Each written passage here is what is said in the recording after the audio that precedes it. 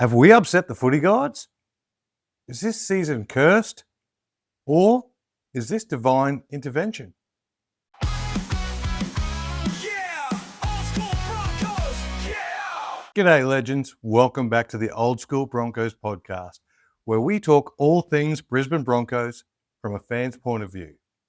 No fluff, no filter, and a little bit of footy philosophy thrown in for good measure. Today, we're going a little deeper beyond stats and strategy and talking about something every footy fan deep down believes in: the footy gods. We live in a country that's largely walked away from faith. Religion, spirituality, it's not front and centre in most people's lives anymore. But in footy, we absolutely still believe. We might not go to church every Sunday, but if you've ever whispered a quiet prayer before a goal kick or screamed, "We're cursed!" after a dodgy bunker call, congratulations. You are a believer. You believe in momentum, you believe in luck, and you definitely believe in the wrath of the footy gods. And the other night, they were angry. The Broncos weren't just on the wrong side of the scoreboard against the Storm. They were on the wrong side of divine punishment. One play, one moment, and both our halves, Adam Reynolds and Ezra, clutching their hamstrings like they were sniped from the stands. Later in the game, Selwyn Cobbo gets carried off with the same injury. That's not just bad luck, that's biblical. It felt like a sacrifice, and for a second, I genuinely considered launching a GoFundMe for hamstring donations. If anyone's got a spare one lying around, we are taking express delivery. Now the question is this the end of our season or the beginning of the rebirth? Because for all the heartbreak in the moment, something else happened. The team didn't fold. The reshuffle was wild. Hunt to 7, Stags to 6, Walters at 9, second rowers playing centre, both swapping sides of the field, but it didn't collapse the structure. It galvanised the forward pack. Payne Haas and Pat Carrigan became men possessed. They were everywhere, hitting, running, dragging us up the middle. And for the first time this season, the entire forward pack clicked. We've been bagged all year for lacking punch in the middle, for not getting into the grind. But the other night, they answered those critics. And let's give credit where it's due. The Storm weren't playing poorly. That was one of their best defensive performances of the season too.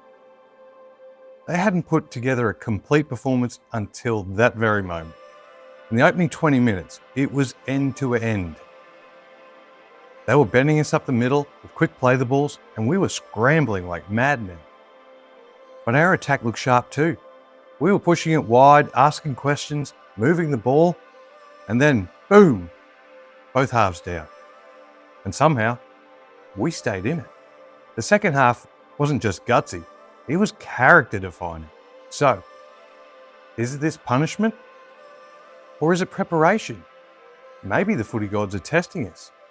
Maybe they saw a Broncos side too reliant on flair and finesse and said, time to earn it the hard way.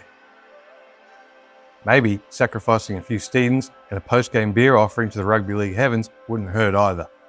Because the path to a premiership isn't always clean. Sometimes you need pain to find purpose. Sometimes your season has to break before it comes together. Now here's the thing. The players have had their scans and we've got an indication of how bad they are.